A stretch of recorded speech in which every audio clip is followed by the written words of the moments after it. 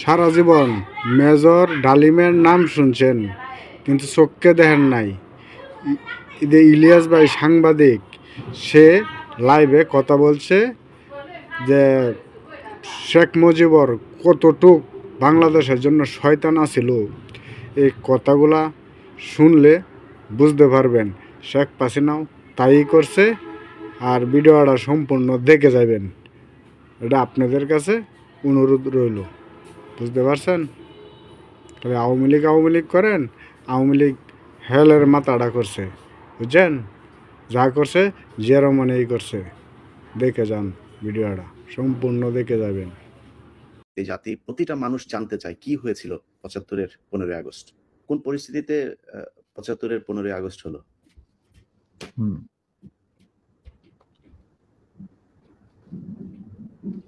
খুবই স্পর্শকাতর প্রশ্ন ইলিয়াস। নিজের বাদ্য নিজে বাজানো অনেক সময় ঠিক হয় না, হয় আল্লাহর ইচ্ছায় হয়। আমি একজন আমি এই জন্যই বললাম যে আপনার নিজের ঢোল আপনি যেটা মানে বাজানোর কথা বলছেন, আপনি তো বাজান নাই, ৫০ বছর চুপ ছিলেন। যেই স্বাধীনতা আপনারা এনে দিয়ে গিয়েছেন, সেই স্বাধীনতা না আসলে তো আজকের শেখ হাসিনা যে অবস্থায় দেশকে নিয়ে গিয়েছিল, সেই ৭৫-এর পরে আরো ২-১ বছর লাগতো শেখ মুজিবের সেখানে নিয়ে যেতে। তো আমাদেরকে এই যে উদ্ধার করে দিয়ে গিয়েছেন, এই কৃতজ্ঞতা বোধটা বাঙালি জাতির নেই, যে কারণে আজকে মেজর শরীফুল হক ডালিম বাংলাদেশের মাটিতে নেই। অথচ আপনাদেরকে সর্বোচ্চ সম্মাননা দিয়ে আমাদের দেশে রাখা দরকার ছিল, সেই সম্মানটুকু আমরা দেখাতে পারি নাই বলেই মাঝে মধ্যেই আবার ২০২৪ আসে। তো আপনি ওইটা নিয়ে আমার মনে হয় দেরি তো অবশ্যই হয়েছে, কিন্তু আমাদের জানা উচিত। এই জাতি প্রতিটা মানুষ জানতে চায় কি হয়েছিল ৭৫-এর ১৫ই আগস্ট। যখন ৭ দফাতে চুক্তি করে নজরুল ইসলাম আর তাজউদ্দিনকে পারমিশন দেওয়া হলো to establish provisional government in Calcutta, এই ৭টা ক্লজ পড়ে সাইন করার পর, দস্তখত করার পরে নজরুল ইসলাম সাহেব ফিট হয়ে পড়ে গিয়েছে। General Manek Shah joint command establish করার পর কথা ছিল যে general Usmani on behalf of Bangladesh government will invite General Manik Shah to come and be present as an auxiliary force commander, সহায়ক শক্তির commander in chief হিসাবে in the Sunday ceremony, but the instrument will be signed by the Mufti Fauj commander in chief, who was General Usmani, Colonel Usmani. কিন্তু সেটা হতে দেওয়া হলো না। 16ই ডিসেম্বরে যে সারেন্ডার সেরেমনি হলো রেস করতে, সেখানে পরিষ্কার বাংলাদেশের জনগণ দেখতে পেল যে পাকিস্তান আর্মি সারেন্ডার করছে ভারতীয় সেনাবাহিনীর কাছে, এবং সেখানে সাইন করছেন আরোরা ভারতীয় বাহিনীর পক্ষে, আর ওদিকে নিয়াজি পাকিস্তানি আর্মির পক্ষে। সেখানে মুক্তিযোদ্ধারা কোথায়? আমরা পড়ে থাকলাম ধারুদার হিসাবে ইন্ডিয়ান আর্মির রাস্তা পরিষ্কার করে দেওয়ার কাজে, বনে বাদারে। আমাদের কি কোনো শহরগঞ্জে ঢোকার পারমিশন দিল না মুজিব সরকার, মানে তাজউদ্দিনের সরকার, আওয়ামী লীগ সরকার। সেই অবস্থায় কি প্রমাণিত, এটা এই ঘটনায় কি প্রমাণিত হলো? ইন্ডিয়া প্রমাণ করলো সারা বিশ্বে যে বাংলাদেশের জনগণ নিজেরা যুদ্ধ করে দেশ স্বাধীন করেনি। বাংলাদেশ নামক একটি রাষ্ট্র প্রিমেচুরলি জন্ম দেওয়া হয়েছে as an outcome of Indo-Pakistan war, যেখানে ইন্ডিয়া জিতেছে। এইটা হলো ইতিহাসের শুরু। তারপর মুজিবকে যখন ছাড়া হলো, সে তো কিছুই জানতো না যে দেশ স্বাধীন হয়েছে, কোনো মুক্তি ফৌজ বলে কিছু ছিল, হাজার হাজার লোক দেশচ্যুত হয়েছে, প্রাণ হারিয়েছে, কি জানতো সে? তাকে যখন ছেড়ে দেওয়া হলো, ফোন করলো মুজিব, ফোন করে বললো যে আমি দেশে ফিরে যাচ্ছি। তখন ইন্দিরা গান্ধী যাওয়ার আগে আপনার সাথে দেখা করে আমি আপনাকে কৃতজ্ঞতা জানতে চাই। তো তখন ইন্দিরা গান্ধী বললো, কৃতজ্ঞতা তো জানাবেন, আপনি ফোন না করলে আমি আপনাকে ফোন করতাম, আপনাকে ঢাকায় সরাসরি আপনি যাবেন না, আপনি নয়াদিল্লি হয়ে যেতাম। মুজিব সেটাই করলেন। তিনি চলে গেলেন নয়াদিল্লি, লন্ডন হয়ে। সেখানে কি হলো, যেই 7 দফা চুক্তিতে সাইন করার পর প্রবাসী সরকার গঠন করেছিল তাজউদ্দিন আর নজরুল ইসলাম, সেই আওয়ামী লীগ বাংলাদেশে ক্ষমতা গ্রহণ করলো সারেন্ডারের পর ওই 7 দফা ভিত্তিতে। এবং সেই 7 দফাতে মুজিব স্বাক্ষর দেওয়ার পর ফিরে গিয়ে তিনি ক্ষমতা নিজে হাতে নিয়ে নিলেন। তাজউদ্দিনকে বললো, তাজউদ্দিন তুমি প্রাইম মিনিস্টার থাকবে না, আমি হম প্রাইম মিনিস্টার। তারপর কি হলো, কোনো নির্বাচন নাই, কিছু নাই। ওই 70-এর নির্বাচনের সুবাদে তারা ইন্ডিয়ার 4 স্তম্ভ ডুপ্লিকেট বাংলাদেশে ইম্পোর্ট করে তার উপরে একটা সংগঠন বানানো, হুবহু এক।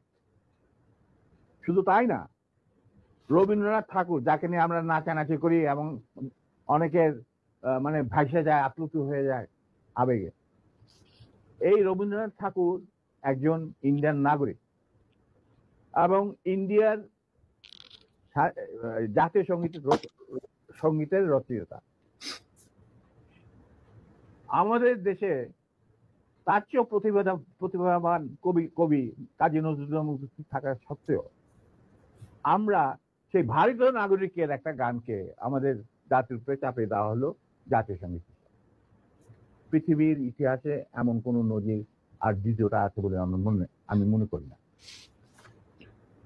কেন কোনো বাংলাদেশে যদি নজরুল ইসলামকে আমরা জাতীয় কবি আখ্যা দিয়ে থাকি, তাহলে নজরুল ইসলামের গান কেন হলো না? বা অন্য কারো গান হতে পারতো জাতীয় সঙ্গীত। ভালো ভালো কবি সাহিত্যিক ছিলেন আমাদের দেশে, কিন্তু পৃথিবীর ইতিহাসে কোথাও নাই যে বিদেশি এক নাগরিকে যে নাকি তার দেশের জাতীয় সঙ্গীত রচনা করেছে। That means you have nothing in your hand. তারপর মুজিবকে দিয়ে রক্ষী বাহিনী সৃষ্টি করলো ইন্ডিয়া। তারা বাংলাদেশের সামরিক বাহিনীকে দুর্বল করে একটা নামে মাত্র সামরিক বাহিনী, হাতে লণ্ঠন, করে ঠনঠন, এই ধরনের একটা সেনাবাহিনী রাখবে। আর কারণ একটা সেনাবাহিনী তো রাখতেই হবে, কারণ যে কোনো জাতির মেরুদণ্ড হচ্ছে সেনাবাহিনী। ওই হাতে লণ্ঠন, করে ঠনঠন, আর আসলে তার চেয়ে অনেক শক্তিশালী একটা বাহিনী গঠন করলো ইন্ডিয়া। স্যার, ওই যে 7 দফাটা আমরা তো ইতিহাস পড়ে, আমরা তো আসলে সাক্ষী না, আমরা পড়ে মানুষকে জানানোর চেষ্টা করেছি। আপনার স্মরণ আছে 7 দফাটার কথা কি কি ছিল? ওই দফায় যদি কয়েকটা গুরুত্বপূর্ণ জায়গা যদি মনে রাখেন। দেখো ভাই, আমি তো অ্যাকচুয়ালি 7 দফায় একদম টোটো এগুলো আমার বইতে লেখা আছে। যারা এটা কেন জিজ্ঞেস করলাম স্যার, কারণ হচ্ছে মানে আপনি করতে পারবেন না স্যার, সেনাবাহিনী তো 7 দফা মানলে করতে পারবেন না স্যার। আমার পক্ষে হয়তো এখন রিকালেক্ট করা অফেন ডিফিকাল্ট, কারণ আমার মাথায় অনেক কিছু খেলা করে। জি স্যার। দু একটা জিনিস বলছি, যেমন ধরো মুজিব এবং তার সরকারকে প্রোটেকশন দেওয়ার জন্য ইন্ডিয়ান আর্মি অবস্থান করবে বাংলাদেশে। বাংলাদেশের কোনো শক্তিশালী সামরিক বাহিনী গঠিত হবে না। বাংলাদেশের কোনো স্বাধীন বৈদেশিক নীতি থাকবে না। বাংলাদেশের শাসন ব্যবস্থা, আমলাতন্ত্র, শিক্ষা ব্যবস্থা, স্বাস্থ্য ব্যবস্থা, শিল্প ব্যবস্থা, কৃষি ব্যবস্থা সবকিছুই চলবে ভারতীয় বিশেষজ্ঞদের ইচ্ছা মতো। তারা মুজিব বিরোধী কোনো মানুষকে বাঁচিয়ে রাখা হবে না। তার জন্য যত লোক মারা দরকার মারা হবে, যত লোককে লুলা ল্যাংড়া করা হবে, চক্ষু তুলে নেওয়া হবে, মেয়েদের ইজ্জত লুণ্ঠন করা হবে, কোনো সমস্যা নেই। এইভাবে প্রতিপক্ষের উপর ঝাঁপিয়ে পড়ায় 40,000-এরও বেশি লোক মারা গেছে, সেটা সবাই জানে, প্রত্যক্ষ থেকে আসছে। তারপর তোমার আমরা একটা করদ রাজ্যে পরিণত হয়ে গেলাম। কিন্তু সমস্যা দেখা দিল যে বাংলাদেশের মাটিতে যদি যে ইন্ডিয়ান সোলজাররা অবস্থান নেয়, তাহলে বিদেশ থেকে কোনো দেশেই বাংলাদেশকে স্বীকৃতি দিতে রাজি না। কারণ পাকিস্তান ইতিমধ্যে সিকিউরিটি কাউন্সিল থেকে একটা আইন পাস করে নিল যে বাংলাদেশে কে নিয়ন্ত্রণ করছে ভারত তাদের সেনাবাহিনীর মাধ্যমে, মুজিব সরকারের মাধ্যমে। অতএব এটা একটা ডিসপিউটেড টেরিটরি, এটা একটা স্বাধীন দেশ নয়। তাই আপনারা স্বাধীন কিভাবে রিকগনাইজ করবেন মুজিবের সরকারকে?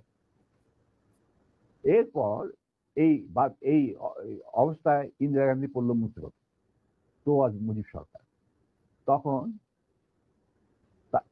ইন্ডিয়ান সরকার ডিসাইড করলো যে ঠিক আছে, আমাদের সোলজার আমরা ফেরত নিয়ে আসবো, তার পরিবর্তে আমরা জাতীয় রক্ষী বাহিনী বানিয়ে, তাই করা হলো। তো যে কাজটা ইন্ডিয়ান আর্মি করছিল সেটা পরে জাতীয় রক্ষী বাহিনী করলো। আর কি ধরনের অত্যাচার, অবিচার, কি ধরনের মানে হত্যাযজ্ঞ, গুম খুন এবং অনাচার অবিচার মুজিব সরকার করছিল, সেটা খতিয়ান তো তুমি আমার কি ভালো জানবে। অনেকে এই বিষয়ে লিখেছেন, সাহসী যারা তারা লিখেছেন, আমিও কিছুটা লিখেছি। সেখানেই শেষ হলো না। তারপর দেখা গেল যে সেই সুতিগার থেকে মুজিব কায়েম করলেন একদলীয় এক ন্যায়তত্ত্ব, স্বৈরাচার শাসন, বাকশাল, এবং নিজেকে তিনি আজীবন রাষ্ট্রপতি হিসেবে ঘোষণা দেবেন সিদ্ধান্ত না হলো। এই বাকশালের মেম্বার সবাই।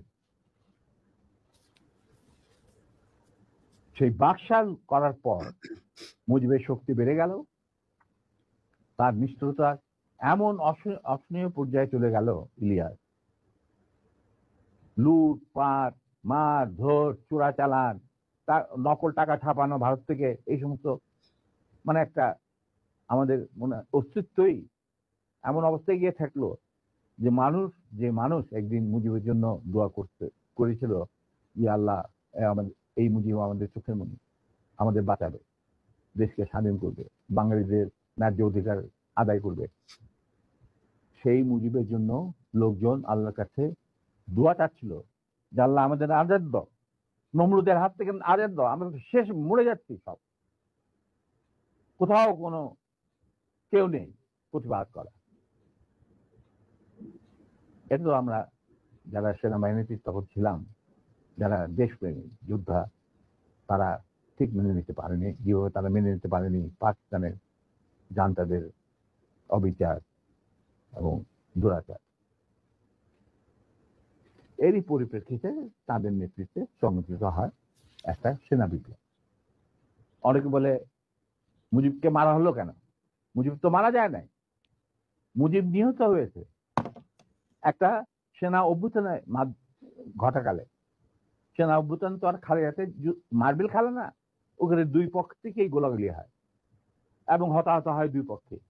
যেমন মুজিবের পক্ষের কিছু লোক মারা গেল, সেভাবে বিপ্লবীদের, সেনা অভ্যুত্থানকারী বিপ্লবীদের তরফ থেকে কিছু লোক প্রাণ হারায়।